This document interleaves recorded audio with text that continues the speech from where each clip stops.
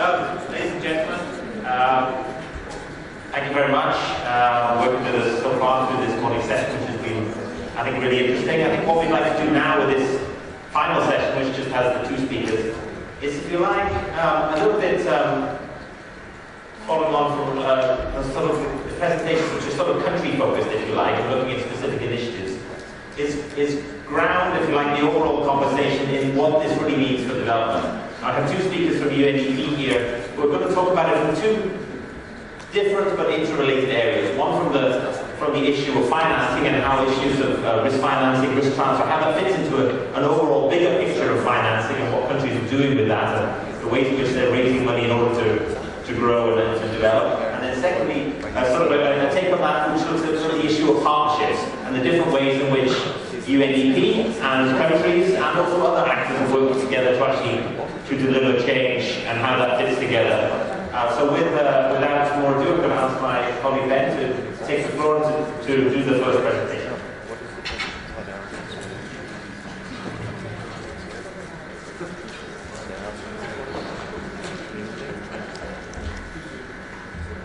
Thank you very much.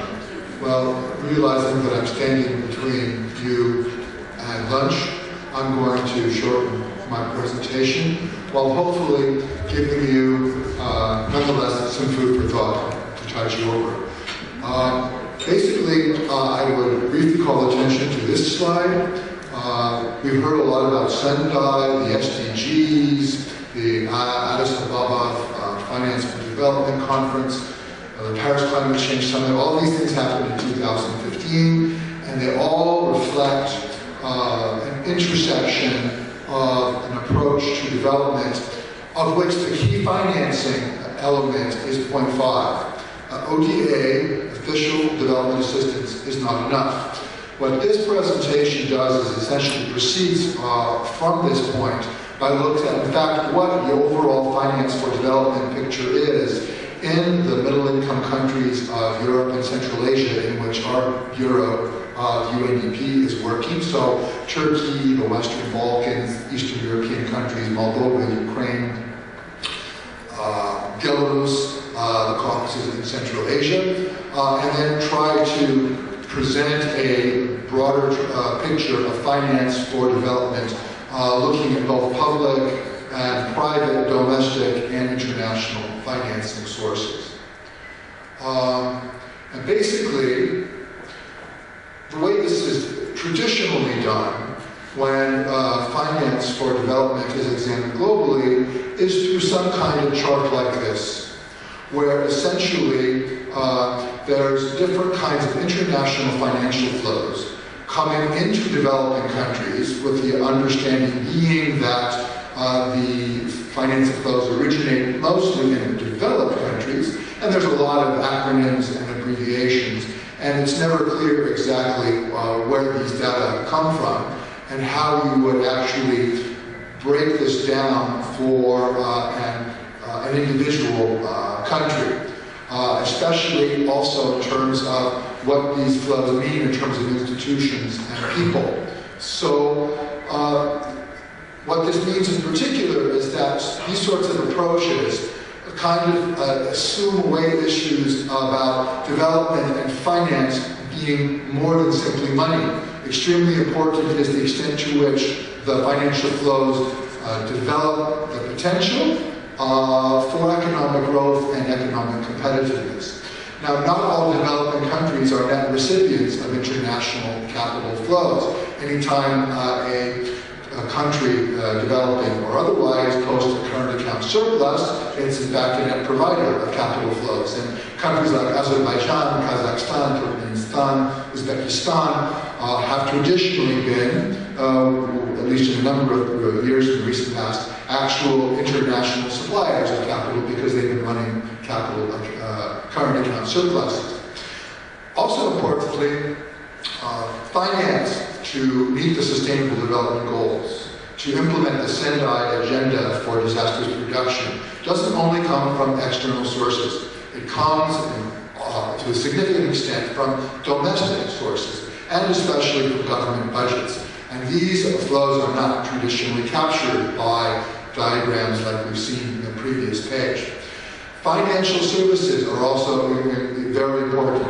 We've been talking for the last 2 days about financing flows associated with insurance. But insurance, most of it is captured in the balance payments data. In fact, under the financial services line in the current account of the balance of payments. And if you just look at capital flows, you don't capture that as well. And it would be nice to think about exactly who the players are, who the stakeholders are in the national context and partners for working on development programming. So what we are doing in UNDP is trying to address these weaknesses in how development finance is approached to help us finance the national achievement of the Sustainable Development Goals and the implementation of the Sendai DRR strategies. That can be supported by national data. It doesn't only involve international data. That can include public finance data, government budget money.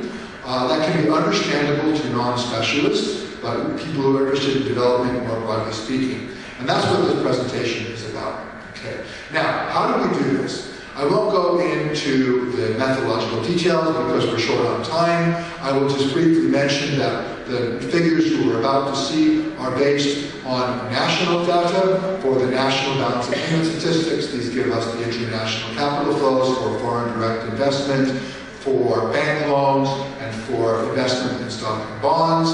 Also, balance of payments data are giving us the international financial service transactions data, so important to see what's happening with insurance, for example, and remittances. For the ODA, the Official Development Assistance Data, we rely on the OECD DAC database. That's the Organization for Economic Cooperation and Development. It's the Development Assistance Committee. And then we rely on the IMF World Economic Indicators database for the domestic public finance data. All of this I pulled off the websites. Okay, this is not thanks to having nice cozy relationships with the statistical offices in these countries. So anyone can do this.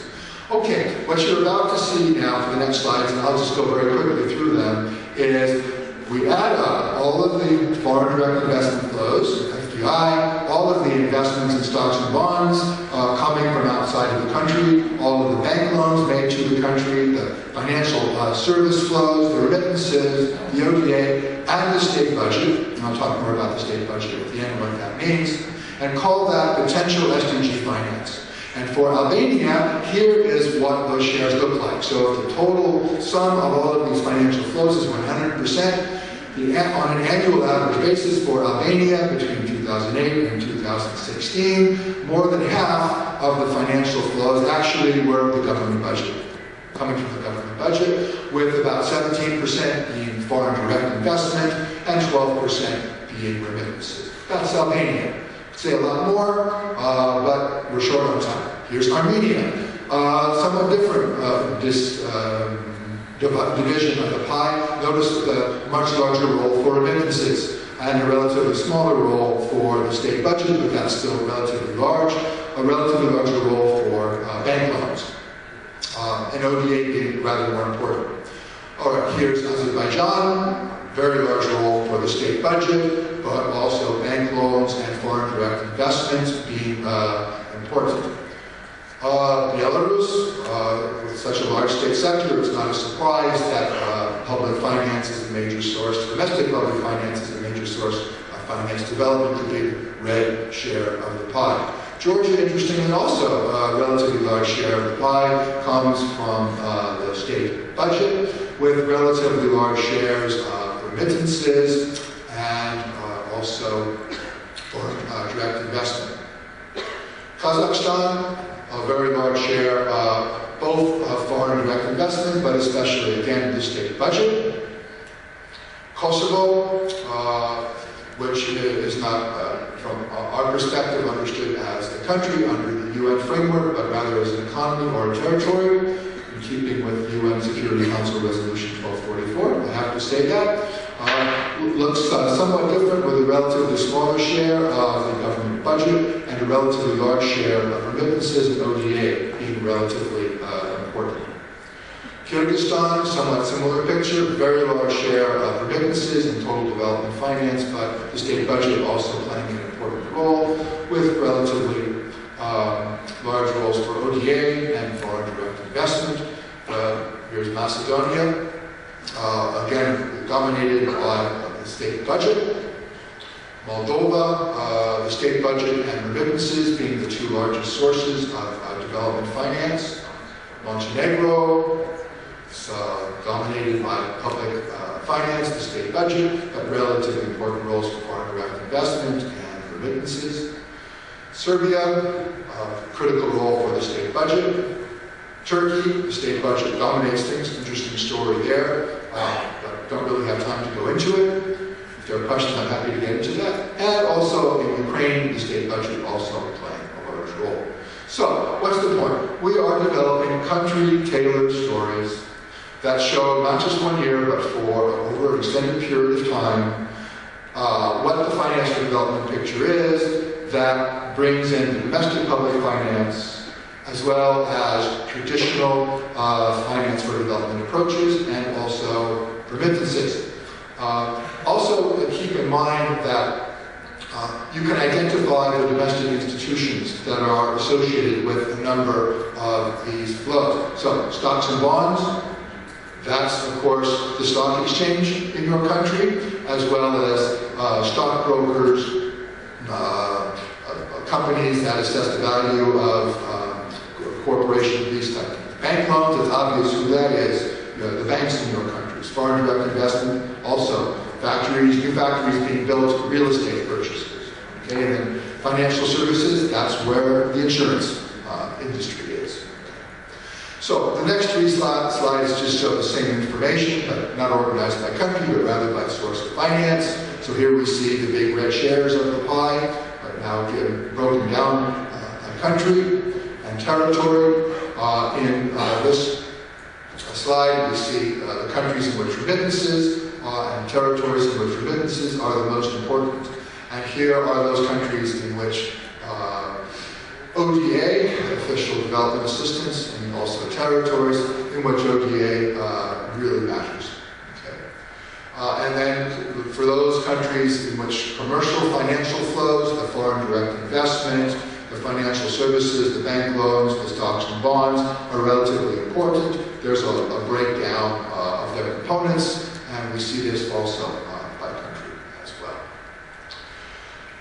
In terms of next steps and how to make this really more concrete and specific, one of the things that the questions we faced in developing these data is we didn't feel we could treat the entire state budget as finance for development. It's not clear, for example, that defense spending should be treated as finance for development. Interest on the state debt, whether that should be treated as finance for development. It would be obvious that things like spending on healthcare, education, environmental protection would make sense from a sustainable development SDG context.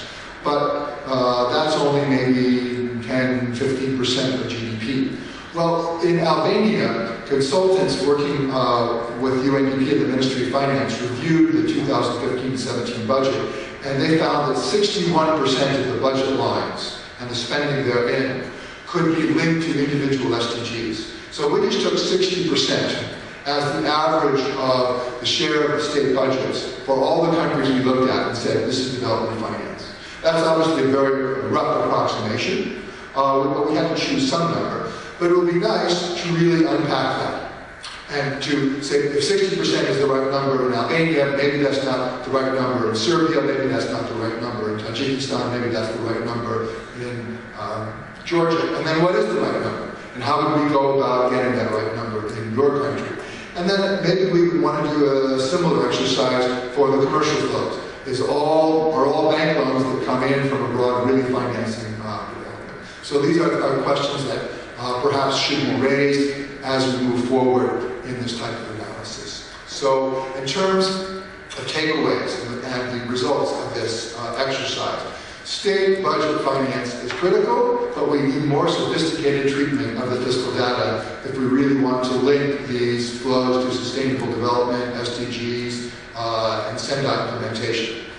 ODA still matters in some countries. For the upper middle income countries, it's obviously obviously a very small number, but in countries like Kyrgyzstan, Armenia, Moldova, Kosovo as a territory, Georgia, it's significant. And interestingly, those are countries that have relatively large shares and territories that have relatively large shares, not only of ODA, but also remittances. And this then leads to the next point. This underscores the importance of blending finance and figuring out ways to use ODA to bring more remittances into development activities, for example, as well as budget finance in this respect. In terms of the commercial flows, foreign direct investment, bank flows are generally larger than the flows associated with purchases and sales of stocks and bonds and financial services. Now, in the countries that have the largest share of finance for development in the commercial flows, such as Azerbaijan and Kazakhstan, it's important to point out that most of these flows go into the extractive sector. So in that sense, the numbers may be a little bit biased if you want to finance development in some other respect besides investing in the gas or oil sector. So I thank you very much for your attention. I apologize for going through this relatively quickly, but it will bring us that much closer to too much. Thank you.